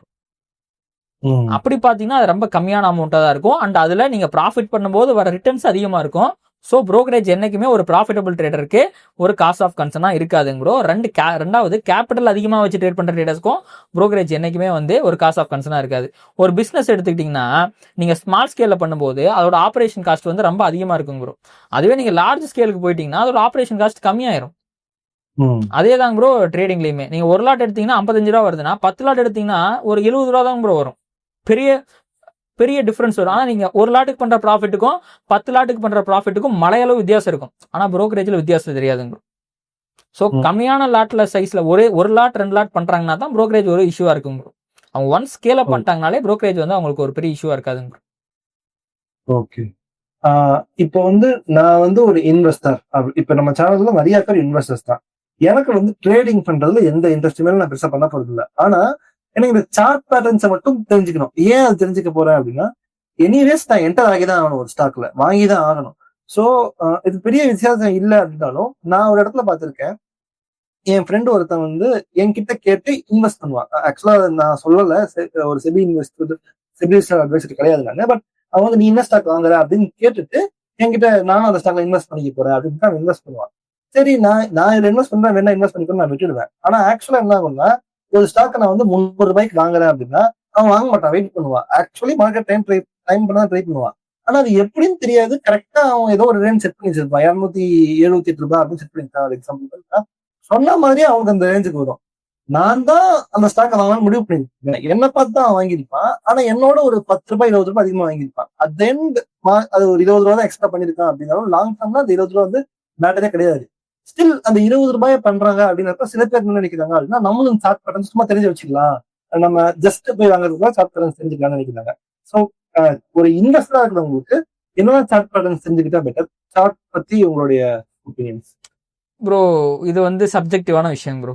ஸோ ட்ரேடிங் நான் முன்னாடியே சொன்ன மாதிரி இதுதான் சரி, இது இப்படிதான் பண்ணணும் அப்படிங்கிற மாதிரி ஒன்று கிடையவே கிடையாதுங்க ப்ரோ. நீங்க வெறுமனே மூவிங் ஆவரேஜ் உங்களுக்கு தெரியுங்களா ப்ரோ? ஸோ 200 டே மூவிங் ஆவரேஜ், 20 டே மூவிங், இது ரொம்ப பேசிக்கா டெக்னிக்கல் அனாலிசிஸ் ப்ரோ. அது ஸோ ஒரு பெரிய ட்ரேடர் இருந்தாரு ப்ரோ, அவர் வந்து டர்ட்டில் ட்ரேடர்னு சொல்லுவாங்க ப்ரோ. அவர் வந்து வெறும் 20 டே மூவிங் ஆவரேஜுக்கு மேல போனா பை பண்ணுவாரு, 20 டே மூவிங் ஆவரேஜ் கீழே போனா செல் பண்ணிடுவார். அவரோட ஸ்ட்ராட்டஜி இதுதாங்க ப்ரோ. அதுல அவர் ப்ராப்பரான ரிஸ்க் மேனேஜ்மெண்ட் பண்ணி பல மில்லியன் டாலர்ஸ் வந்து ப்ராஃபிட் பண்ணாருங்க ப்ரோ. ஓகே. சோ அதே மாதிரி தான் ப்ரோ சார்ட் பேட்டர்ன்ஸ். சில பேர் வந்து பிரைஸ் ஆக்ஷன் எந்த இண்டிகேட்டருமே யூஸ் பண்ண மாட்டாங்க ப்ரோ. இப்போ நான்லாம் பெருசா இண்டிகேட்டர் யூஸ் பண்ண மாட்டாங்க ப்ரோ. பிரைஸ் ஆக்ஷனுக்கு தான் அதிகமான முக்கியத்துவம் கொடுப்பாங்க ப்ரோ. சில பேர் இண்டிகேட்டர் வச்சு ட்ரேட் பண்ணுவாங்க. RSIன்னு சொல்லுவாங்க, மூவிங் ஆவரேஜஸ் இருக்குங்க ப்ரோ. CPR இண்டிகேட்டர் ரொம்ப ஃபேமஸான ஒரு இண்டிகேட்டர் ப்ரோ. இந்த மாதிரி ஏகப்பட்ட இண்டிகேட்டர், மேக்டி, ஸ்டக்காய்ஸ்டிக்கு, இக்கிமோச்சோ, ஏகப்பட்டது இருக்குங்க ப்ரோ. ஸோ ஒவ்வொருத்தங்களும் ஒவ்வொரு விஷயத்த ஃபாலோ பண்ணுவாங்க ப்ரோ. ஆனா பேசிக்கா பிரைஸ் தாங்க ப்ரோ, சப்ளை அண்ட் டிமாண்ட் தான் ப்ரோ. பிரைஸ் சொல்றத விட சப்ளை அண்ட் டிமாண்ட் தான். இப்போ ஒரு ஸ்டாக்கோட பிரைஸ் வந்து கீழே விழுகுதுன்னா, ஏன் கீழே விழுகுதுன்னா உங்களுக்கு வந்து சப்ளை இன்க்ரீஸ் அதிகமாயிருச்சுன்னா கீழே விழுந்துருங்க ப்ரோ. நிறைய பேர் வந்து அதை வந்து டிமாண்ட் அதிகமாச்சுன்னா மேலே ஏறிடும். ஸோ அப்போ எப்போ வந்து அந்த டிமாண்ட் அதிகமாகும் இல்லை எப்போ வந்து சப்ளை அதிகமாகும் அப்படிங்கிற அந்த பேசிக்கான விஷயத்த பிரைஸ் மூலமா நம்ம தெரிஞ்சுக்கிறது மூலமா நம்ம சரியா அதை டைமிங் பண்ண முடியும் ப்ரோ. ஸோ இன்வெஸ்ட்மெண்ட்ல இருக்க முக்கியமான அட்வான்டேஜ் என்னன்னா டைம் பண்ண தேவையில்லைங்க ப்ரோ இன்வெஸ்ட்மெண்ட்டை நம்ம. ஏன்னா லாங் டேர்ம்ல எப்படி இருந்தாலும் மார்க்கெட் மேலதான் போக போகுது. நீங்க வாங்கினீங்கன்னா எப்போ வாங்கினாலும் ஒரு ஸ்டாக் நீங்க வந்து வாங்கி வைக்கலாம், ஏதோ ஒரு விதத்துல அது மேல போயிட்டு பண்ணிடலாம். ஆனா ட்ரேடிங் அப்படி பண்ண முடியாது ப்ரோ. ட்ரேடிங்ல டைமிங் அப்படிங்கிறது ரொம்ப முக்கியம். நீங்க தப்பான ஒரு டைம்ல வாங்கி அதை அக்குமுலேட் கன்சாலிடேட் ஆரம்பிச்சுன்னு வச்சுங்களேன், இன்வெஸ்டிங்ல அப்படி நடக்கும் ப்ரோ. நீங்க வாங்குறீங்கனாலும் உடனே அது போயிடாது. கண்டிப்பா ஒரு கன்சாலிடேஷன் ஃபேஸ்க்கு அப்புறம் ஒரு ஹியூஜ் ரேலி வரும் ப்ரோ. அஸ் அ ட்ரேடரா அந்த கன்சாலிடேஷனை ஸ்கிப் பண்ணிட்டு அந்த ரேலி வருது பாத்தீங்களா, அதை மட்டும் நாங்க கேப்சர் பண்ணுவோம். ஸோ அதுக்கு நிறைய டெக்னிக்ஸ் இருக்குங்க ப்ரோ. ப்ராப்பரா இதுதான் இல்லை இதை தான் யூஸ் பண்ணும் அப்படிங்கிறதெல்லாம் கிடையாதுங்க ப்ரோ. ட்ரையாங்கிள் பேட்டர்ன் இருக்குங்க ப்ரோ. இப்போ சார்ட் பேட்டர்ன்ஸ்லயே ப்ரோ ட்ரையாங்கிள் பேட்டர்ன் இருக்கு, டபுள் டாப், டபுள் பாட்டம் இருக்கு, head and shoulders, inverse head and shoulders, இந்த மாதிரி ஏகப்பட்ட விஷயங்கள் இருக்குங்க ப்ரோ. ஆமா, எனக்கே வந்து இந்த மாதிரி morning star, evening star, engulfing, இதெல்லாம் டெக்னிக்கல் டேர்ம்ஸுங்க ப்ரோ. இதெல்லாம் தெரிஞ்சுக்கிறது மூலமா மட்டும் ஒருத்தங்க ப்ராஃபிட் பண்ண முடியும்னு நினைச்சாங்கன்னா அது கிடையவே கிடையாதுங்க. ரீல்ஸ் வந்து ஏன் அளவுக்கு இது ரீச் பண்ணிருக்கு அப்படின்னா, பல பேர் இந்த மாதிரி ரீல்ஸ் போட்டு இது தெரிஞ்சுக்கிட்டா போதும் நீங்க வந்து ட்ரேட் பண்ணிடலாங்கிறது தான் பல இடங்கள்ல லாஸ்க்கே வழி வைக்கும். ஆமாங்க ப்ரோ. ட்ரேடிங் ஏன் ரொம்ப கஷ்டமா இருக்குனாங்க ப்ரோ, ட்ரேட் பண்ற எல்லாருமே, ஒவ்வொரு இண்டிவிஜுவலுமே, ஒவ்வொரு பிளாட்ஃபார்முமே, ஒவ்வொரு எஃப்ஐயுமே, ஒவ்வொரு டிஐயுமே அவங்கள்ட்ட இருக்கிற கேபிட்டல் உள்ள போட்டு எல்லாத்துக்கும் ப்ராஃபிட் வேணும் தான் ட்ரேட் பண்றாங்க ப்ரோ. யாரும் லாஸ் பண்ணணும் ட்ரேடே பண்ண மாட்டாங்க. ப்ராஃபிட் வேணும் அப்படின்ட்டு ஒட்டுமொத்த உலகத்தில் இருக்கிற அத்தனை பேரும் ஒவ்வொரு செகண்டும் ஒவ்வொரு மினிட்டும் ஏதோ ஒண்ணு பண்ணிக்கிட்டு தான் இருக்காங்க. அப்ப எல்லாத்துக்குமே ப்ராஃபிட் வரும்னா வரவே வராதுங்க ப்ரோ. அதனாலதான் ட்ரேடிங் அப்படிங்கிறது ரொம்ப கஷ்டமான ஒரு விஷயம் தாங்க ப்ரோ. அண்ட் மென்டலா ஸ்ட்ராங்கா இருந்தா மட்டும்தான் இதை பண்ண முடியும் ப்ரோ. அண்ட் இதுதான் சரியான வழி அப்படிங்கிறது கிடையவே கிடையாதுங்க ப்ரோ. பணம் சம்பாதிக்கிறதுக்கு எது சரியான வழி அப்படின்னு நீங்க கேட்டீங்கன்னு வச்சுங்களேன், ஒருத்தர் வந்து ஹோட்டல் வச்சு பெரிய ஆளா இருப்பாருங்க ப்ரோ, ஒருத்தர் வந்து பிசினஸ் பண்ணி பெரிய ஆளா இருப்பாரு, ஒருத்தர் டெக் படிச்சு பெரிய ஆளா இருப்பாரு, ஒருத்தர் ஐடி கம்பெனில வேலை பார்த்தே பெரிய ஆளா இருப்பாரு. பெரிய ஆளா இருப்பாங்க இந்த சென்ஸ் பெரிய பணம் சம்பாரிச்சிருப்பாங்க. ஒருத்தர் சினிமால ஆக்டரா இருந்து பணம் சம்பாரிச்சிருப்பாரு. எப்படி பணம் சம்பாதிக்கிறதுக்கு இதை பண்ணா கண்டிப்பா பணம் சம்பாரிச்சிடலாம். சமோசா வித்து கூட ஒருத்தர் இன்கம் ஜிஎஸ்டி கட்டுற அளவுக்கு வந்து பெரிய ஆளா இருக்காருங்க ப்ரோ. லட்சங்கள்ல போய் ஐடில நோட்டீஸ் எல்லாம் வந்திருக்கு. ஸோ சமோசா வித்து கூட இங்க பணம் சம்பாதிக்க முடியும். எப்படி பணம் சம்பாதிக்கிறதுக்கு இதுதான் ரூட்டு இல்லையோ அதே மாதிரி தான் கூட ட்ரேடிங்க்குமே இதை பண்ணா நீங்க கண்டிப்பா ப்ராஃபிட் பண்ணலாம்னு ஒண்ணு கிடையவே கிடையாது. எதை பண்ணி வேணாலும் இங்க ப்ராஃபிட் பண்ண முடியும். ஆனா அந்த பண்ற விஷயத்த ப்ராப்பரா பண்ணாதான் ப்ராஃபிட் பண்ண முடியும் ப்ரோ. ஓகே, இப்ப நீங்க வந்து பிஃபோர் வி வைண்ட் அப், யார வந்து ட்ரேட் பண்ணவே பண்ணாதீங்க அப்படின்னு சொல்லுவீங்க? ஆர் நீங்க வந்து ட்ரேடிங் பண்றதுக்கு முன்னாடி உங்களுடைய கருத்துக்கள், பேசிக்கா உங்களுக்கு ட்ரேடிங் பத்தி என்னெல்லாம் சொல்லணுமோ சொல்லுங்க. ஸோ யாரு ட்ரேட் பண்ணக்கூடாது அப்படின்னா யாரு வேணா ட்ரேட் பண்ணலாங்க ப்ரோ. ட்ரேட் பண்ணக்கூடாது அப்படிங்கிற ஒரு விஷயம் கிடையவே கிடையாது. நான் பேசிக்கா சொல்லணும்னா இந்தியாவில் இப்போ நிறைய பேர் ஆப்ஷன்ஸ் ட்ரேடிங் பண்றாங்க ப்ரோ. உங்க கேபிட்டல் கம்மியா இருந்துச்சு, உங்களுக்கு வந்து உங்கள்ட்ட 10,000 தான் இருக்கு, 15,000 தான் இருக்குன்னா தயவு செஞ்சு ஆப்ஷன்ஸ் ட்ரேடிங் பண்ணாதீங்க. ஸ்டாக்ஸ்ல ட்ரேட் பண்ணலாங்க ப்ரோ. ஸ்டாக்ஸ்ல இன்ட்ராடே பண்ணுங்க. ஒரு 100 ரூபா 200 ரூபா ஒரு நாளைக்கு ரிஸ்க் வச்சா உங்களுக்கு கேபிட்டல் வைண்டப் ஆகாம இருக்குங்க ப்ரோ. இப்போ திருமூலர் வந்து உடம்பை வளர்த்தேன் உயிர் வளர்த்தேனே அப்படின்னு ஒரு பெரிய விஷயத்த சொல்லியிருக்காருங்க ப்ரோ. அதாவது நம்ம உடம்பு நல்லா இருந்தா தான் நம்ம ரொம்ப நாளைக்கு வந்து உயிர் வாழ முடியும் ப்ரோ. நான் வந்து ரொம்ப நல்லவனா இருக்கேன், நான் என் உடம்பு பாத்துக்கவே மாட்டேன், ஸோ அதாவது ப்ரோ தம் அடிக்கிறது சரக்கு அடிக்கிறது கெட்ட பழக்கம் அப்படிங்கிறத தாண்டி நம்ம உடம்ப ஒழுங்கா பாதுகாக்காம ஜங்க் ஃபுட் சாப்பிட்றது மிகப்பெரிய கெட்ட பழக்கம் தாங்க ப்ரோ. ஸோ அந்த மாதிரி நம்ம ஒழுங்கா நம்ம உடம்ப பார்த்துக்கலன்னா ஈவந்தோ நம்ம வந்து நம்ம நிறைய சாதிக்கணும்னு நினைச்சாலும் நம்ம பாடி அதுக்கு அலோவ் பண்ணாதுங்க ப்ரோ. ஸ்டீஃபன் ஹாக்கிங்ஸ் எவ்வளவு பெரிய ஆளா இருந்தாரு ப்ரோ. அவர் வந்து நல்லா இருந்திருந்தாருன்னா இன்னும் அவர் சாதிச்சதோட பெருசா சாதிச்சிருக்க முடியும் ப்ரோ. ஸோ அந்த மாதிரி தான் ட்ரேடிங்ல கேபிட்டல். உங்க கேபிட்டல் உங்க கையில இருக்கிற வரைக்கும் தான் உங்களால அதை வச்சு ப்ராஃபிட் பண்ண முடியும். நீங்க கேபிட்டலே வந்து லாஸ் பண்ணி உங்க அதாவது ப்ராஃபிட்டுக்காக கேபிட்டலை விட்டுட்டீங்கன்னு வச்சுங்களேன். அதாவது நான் வந்து 100 வருஷம் வாழணும் அப்படிங்கிறதுக்காக நான் இப்பவே அதிகமா ஏதாவது அதுக்கு எஃபர்ட் போட்டு கடைசியில என் உடம்ப பார்த்துக்காம விட்டேன்னு வச்சுங்களேன். நான் 100 வருஷம் இருந்தும் என்னால ஒழுங்கா ஒரு நல்ல ஹெல்தியான பாடியோட இருக்க முடியாது, நல்ல லைஃப் ஸ்டைல் இருக்க முடியாது, நான் ஆசைப்பட்டதை என்னால பண்ண முடியாது. அதுக்கு 100 வருஷம் எதுக்கு இருக்கணும்னு நான் கேட்கறேன். பிரயோஜனமே இல்லை பாத்தீங்களா. அதே தான் ட்ரேடிங்க்கும். என்னோட கேபிட்டல் இருந்தா மட்டும்தான் உங்களால அதை க்ரோ பண்ண முடியும். நீங்க பெரிய பணக்காரன் ஆகணும்னா முதல்ல உங்களுக்கு கேபிட்டல் வேணும். ஸோ கேபிட்டலை ப்ரிசர்வ் பண்ணணும். முதல்ல ட்ரேடிங் கத்துக்கிற ப்ராசஸ்ல பெருசா லாஸ் பண்ணக்கூடாதுங்க ப்ரோ. எல்லாரும் எடுத்த உடனே ஆப்ஷன் ட்ரேடிங்ல வந்து லட்சங்கள்ல லாஸ் பண்றதுங்க ப்ரோ. எனக்கு வந்து நான் யூடியூப்ல வீடியோ போடுறேன், இன்ஸ்டாகிராம்ல வீடியோ போடுறேன் அப்படிங்கிறதுனால நான் ட்ரேடிங் சொல்லி கொடுத்துட்டு இருக்கேன் ப்ரோ, கத்து கொடுத்துட்டு இருக்கேன். என்கிட்ட கால் பண்றவங்க பேசிக்கா என்ன கேட்பாங்கன்னா, நான் 5 லட்ச ரூபா லாஸ் பண்ணிட்டேங்க, நான் 10 லட்ச ரூபா லாஸ் பண்ணிட்டேன், நான் 15 லட்ச ரூபா லாஸ் பண்ணிட்டேன், எனக்கு இதை ரெக்கவர் பண்றதுக்கு ஹெல்ப் பண்ணுங்க அப்படின்னு சொல்லுவாங்க. சரி, நீங்க 15 லட்ச ரூபா லாஸ் பண்ணீங்க, இப்போ உங்கள்கிட்ட எவ்வளவு கேபிட்டல் இருக்குன்னா, எங்கிட்ட 10,000 ரூபா இருக்குங்க, எங்கிட்ட 50,000 ரூபா இருக்குங்கன்னு கேட்பாங்க. ஸோ லாஸ் பண்ணது 15 லட்சம், ஆனா இப்ப இருக்கிறது ஒரு 50,000 வச்சுக்கோங்களேன். எப்படி 50,000 வச்சு 15 லட்சத்தை ரெக்கவர் பண்ண முடியும்? ஸோ பேசிக்கா முடியாதுங்க ப்ரோ. ஸோ இப்போ ட்ரேடிங்கை பொறுத்த வரைக்கும் எல்லாமே பர்சன்டேஜில் தான் உங்களுக்கு கிடைக்கும். நீங்க 1 லட்ச ரூபா வச்சிருக்கீங்கன்னா உங்களுக்கு ஒரு மாசத்துக்கு 4% 5% கிடைக்கும் ப்ரோ. இந்த 4% 5% ரிட்டர்னை நிறைய பேர் பெருசா மதிக்கிறதே கிடையாது, துச்சமா மதிக்கிறாங்க ப்ரோ. மாசம் 4-5% ரிட்டர்ன். நீங்க இன்வெஸ்டா இருக்கிறதுனால உங்களுக்கு அது தெரியும். ஸோ நீங்க மாசம் வெறும் 4% பண்ணீங்கன்னா வருஷம் 48% வரும் ப்ரோ. எவ்ரி 2 இயர்ஸ் உங்க பணம் டபுள் ஆகும்.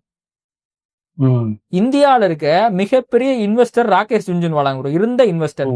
இப்போ அவர் இல்லைங்க ப்ரோ, இருந்த இன்வெஸ்டர் அவர் தான். அவர் என்ன சொல்றாருன்னா, எனக்கு இன்வெஸ்ட்மெண்ட்ல வருஷம் 20% ரிட்டர்ன் வந்துச்சுன்னா நான் கிங்கு அப்படின்னு சொல்றாருங்க. வெறும் 20% ரிட்டர்னுக்கு. நிப்டியோட சிஏஜிஆர் எடுத்து பாருங்க, கடைசி 10 வருஷம் சிஏஜிஆர் எடுத்து பாருங்க, 15% ரிட்டர்ன் கொடுத்துருக்குங்க ப்ரோ. லெஸ் தென் 20% ரிட்டர்ன் தான் கொடுக்குது. ஆனா நான் ட்ரேடிங்ல 40% பண்றேன். இந்தியால ஒரு சேஃபஸ்ட் இன்வெஸ்ட்மெண்ட் பண்ணி எனக்கு வந்து அஷ்யூர்ட் ரிட்டர்ன்ஸ் வரும்னா எஃப்டிங் ப்ரோ. எவ்வளவு கொடுக்குறாங்க? 6-7% ஒரு வருஷத்துக்கு கொடுக்குறாங்க ப்ரோ. அதை விட நான் வந்து ஒரு 10 மடங்கு அதிகமா பண்றேன் ட்ரேடிங்ல. எவ்வளவு பெரிய விஷயம் ப்ரோ அது, ஒரு வருஷத்துக்கு நான் பண்றேன். இதுதான் ரியாலிட்டிங் ப்ரோ. ஆனா எல்லாருக்கும் என்ன வேணும்னா, என்னோட 10,000 நான் 10,000 திருப்பி மாத்தணும், ஒரு நாள்ல மாத்தணும், இல்ல ஒரு மாசத்துல என் 10,000 20,000 மாத்தணும். இந்த மென்டாலிட்டி இருக்கவங்க ட்ரேடிங்குள்ள வந்தா சக்சீட் ஆகிறது ரொம்ப ரொம்ப கஷ்டம் ப்ரோ. எப்பவுமே இம்பாசிபிள்னு ஒன்று கிடையவே கிடையாதுங்க ப்ரோ. அண்ட் ட்ரேடிங்கை பொறுத்த வரைக்கும் எல்லாமே ப்ராபபிலிட்டி தான். ஸோ இந்த மாதிரி மைண்ட் செட் இருக்கவங்க ட்ரேடிங்குள்ள வந்தாங்கன்னா அவங்க ப்ராஃபிட்டபிள் ட்ரேடரா மாறதுக்கான ப்ராபபிலிட்டி ஒரு 0.001% வச்சுக்கோங்களேன். ஸோ மோஸ்ட்லி அவங்க ஃபெயில் ஆகிறதுக்கு தான் நிறைய சான்ஸ் இருக்குங்க ப்ரோ. ஸோ சரியான எக்ஸ்பெக்டேஷனோட இதை வந்து ஒரு பிஸ்னஸா அப்ரோச் பண்ணி நான் வந்து என்னோட 1 லட்ச ரூபாய்க்கு நான் வந்து ஒரு மாசம் 3,000-4,000 சம்பாதிச்சா போதும், இதுவே பெரிய ப்ராஃபிட் தான் அப்படிங்கிற உண்மையை புரிஞ்சுக்கிட்டு ஒருத்தங்க ட்ரேடிங் வந்தாங்கன்னா மோஸ்ட்லி அவங்க லாஸ் பண்ண மாட்டாங்க. இதை தாண்டி ஒருத்தங்க வந்து அந்த எக்ஸ்பெக்டேஷனை தப்பா வச்சுக்கிட்டு உள்ள வந்தாங்கன்னா லாஸ் பண்றதுக்கு வாய்ப்பு இருக்கு. ரொம்ப இதை சுலபமா இன்னும் சொல்லணும்னா எக்ஸ்பெக்டேஷன்ஸ் தான் கூட ரொம்ப முக்கியம். ஒரு படம் வருதுன்னு வச்சுக்கலாம், பயங்கரமா ப்ரொமோட் பண்றாங்க, தக் லைஃப் கங்குவா இந்த 2 வச்சுக்கலாம், பயங்கரமா ப்ரொமோட் பண்றாங்க, எல்லாத்துக்கும் ஹைப் அதிகமா ஆயிடுச்சு. எப்படா இப்படி நாயகனுக்கு அப்புறம் தக் லைஃப் வருது, மணிரத்னமும் கமலும் ஒன்னும் சேர்றாங்க, சூர்யாவோட மிகப்பெரிய இதாமா 1000 crore கலெக்ட் பண்ணுன்னு சொல்றாங்க. ஹைப்பை ஏத்திங்கிறோ உள்ள போய் ஒன்னும் இல்லைன்னா பெரிய ஏமாற்றம் ஆயிடுது நம்மளுக்கு. அதே தான் ட்ரேடிங்லையும். நீங்க இந்த மாதிரி வந்து சும்மா யூடியூப்ல ஒரு ஷார்ட்ஸை பார்த்துட்டு, இன்ஸ்டாகிராம் ரீல்ஸை பார்த்துட்டு, நீங்க ஃபர்ஸ்ட் சொன்னீங்க பாத்தீங்களா, பல மானிட்டர் செட்டப் வச்சு ட்ரேட் பண்ணிட்டு இருக்காங்க அப்படின்ட்டு. ஸோ அதுல மோஸ்ட் ஆஃப் தெம் ஆர் ஃபேக்கா இருக்கிறதுக்கு வாய்ப்பு இருக்கு. நீங்க போய் அவங்க என்ன பண்றாங்க, எவ்வளவு ப்ராஃபிட் பண்றாங்கலாம் பார்க்கல, அவங்களோட அத்தென்டிசிட்டி உங்களுக்கு தெரியாது, அவங்க உண்மையாவே ப்ராஃபிட்டபிளா இருக்காங்களான்னு தெரியாது. சும்மா லட்சங்கள்ல வந்து ப்ராஃபிட் வர்றதுனா சும்மா எடிட் பண்ணி போட்டுற முடியுங்க ப்ரோ. ஏகப்பட்ட ஆப்ஷன்ஸ் இருக்குங்க ப்ரோ. நீங்க ஸ்கிரீன்ஷாட் எடுத்து ஏஐ மூலமா எடிட் பண்ண, இல்லைன்னா வெறுமனே எடிட் பண்ண முடியுங்க ப்ரோ. இங்க ஆப்ஷன்ஸே இருக்குங்க ப்ரோ. உங்க சிஸ்டம்ல போனீங்கன்னா கோடிங்க மாதிரி எடிட் பண்ணிட முடியும் ப்ராஃபிட் எல்லாம். சும்மாவே 50,000 ப்ராஃபிட், 1 லட்சம் ப்ராஃபிட்னு உருட்டிக்கிட்டு இருக்காங்க ப்ரோ இங்க நிறைய பேர். அவங்க ட்ரேடராகவே இருக்க மாட்டாங்க.